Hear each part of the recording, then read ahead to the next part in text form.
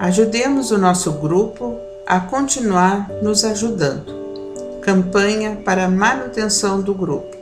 Participe acessando o nosso site.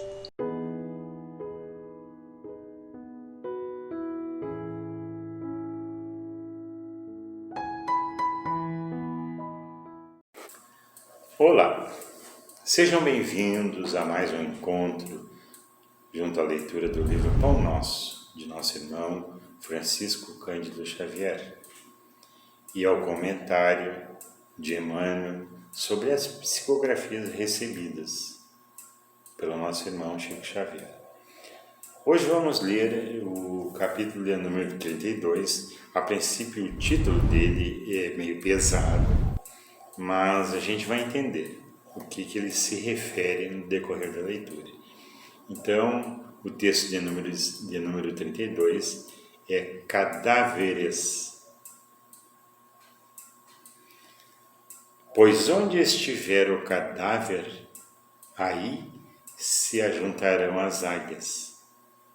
Mateus, capítulo 24 e versículo número 28. Vamos desvendar então esse mistério, vamos ver o que Emmanuel nos traduz desse pequeno versículo lá do livro de Mateus. Ele nos diz assim: apresentando a imagem do cadáver e das águias, refere-se o mestre à necessidade dos homens penitentes que precisam recursos de combate à extinção das sombras em que mergulham. Não se elimina o pântano atirando-lhe flores. Os corpos apodrecidos no campo atraem corvos que os devoram. Essa figura de alta significação simbólica é dos mais fortes apelos de Jesus, conclamando os servidores do Evangelho aos movimentos de trabalho santificante. E em vários círculos do cristianismo remanescente surgem os que se queixam desalentados das ações de perseguidores, obsessores, verdugos, visíveis e invisíveis. Alguns aprendizes se declaram atados à influência deles e confessam-se incapazes de atender aos desígnios de Jesus. Conviria, porém, muita ponderação antes de afirmativas desse jaez, que apenas acusam os próprios autores. Veja bem, é imprescindível lembrar sempre que as aves impiedosas se juntarão em torno do cadáver ao abandono. Os corvos se aninham noutras regiões quando se limpa o campo em que permaneciam. O homem que se afirma invariavelmente infeliz fornece a impressão que respira num sepulcro. Todavia, quando procura renovar o próprio caminho, as aves escuras da tristeza negativa se afastam para mais longe.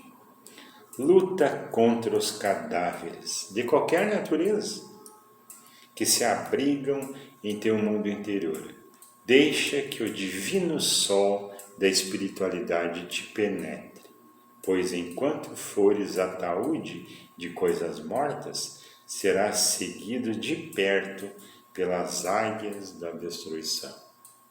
Que profundo, que coisa importante, que conselho importante chega até a nós. Vejam bem, em algumas religiões, alguns tempos atrás, se disparava, se corria de medo, se tentava se proteger de todas as formas de um poder negativo que denominávamos de diabo, de Satanás, de coisas assim. E isso foi uma cultura passada aos milênios pelas religiões que nos aculturaram, que até o próprio pecado em sua tradição original não é o que realmente entendemos. Mas o que esse pequeno texto lá de Mateus nos chama a atenção?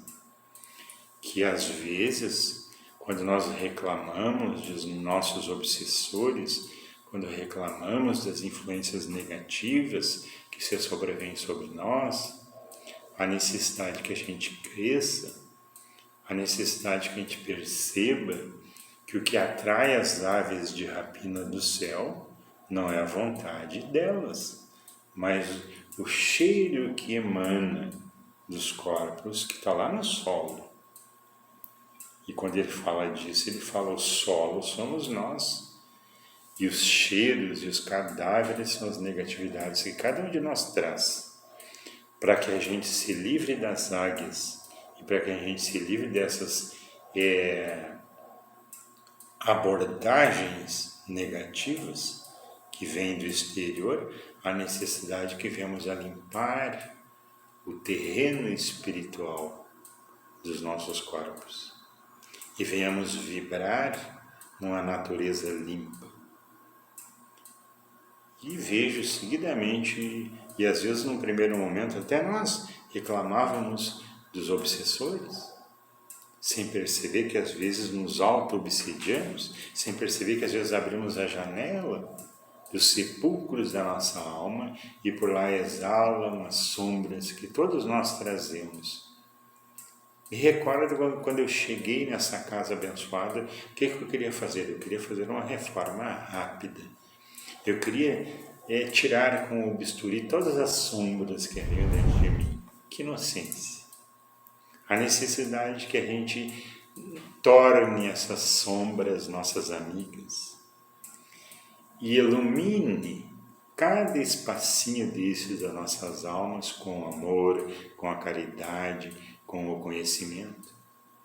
E à medida que a nossa própria ignorância se elimina, o nosso terreno vai sendo limpo. E à medida que o nosso terreno vai sendo limpo, as aves das obsessões não acham mais interesse nem em nós. Não somos mais um atrativo para espíritos superiores, até porque não vamos vibrar na mesma vibração e frequência deles.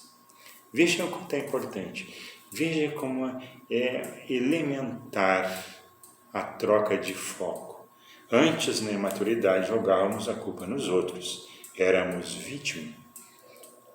Mateus, no capítulo 24, versículo 28, traz uma realidade diferente. O foco somos nós e a melhoria tem que ser feita aqui para que não atraia a atenção de adversários e se associem eles às nossas negatividades e às nossas dificuldades. Vejam bem como é interessante, vejam bem como é necessário que a gente execute um exercício que a doutrina espírita nos convida a fazer todos os dias. A nossa fé deve ser raciocinada. Então vamos raciocinar sobre esse pequeno versículo e notar o quão importante ele é. Por hoje é só, fiquem com Deus, fiquem em paz. Ajudemos o nosso grupo a continuar nos ajudando. Campanha para a manutenção do grupo. Participe acessando o nosso site